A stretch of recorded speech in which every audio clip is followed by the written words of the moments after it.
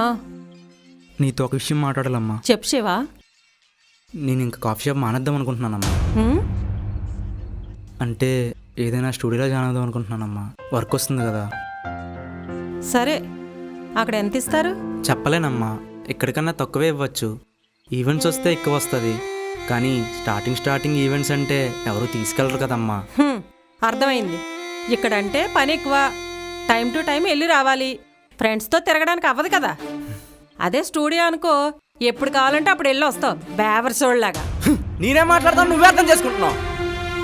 ఏం కాదా? జీతం ఎక్కువ వచ్చే దగ్గర మానేసి నీకు ఇష్టమని అక్కడ పని చేయడానికి వెళ్తావా?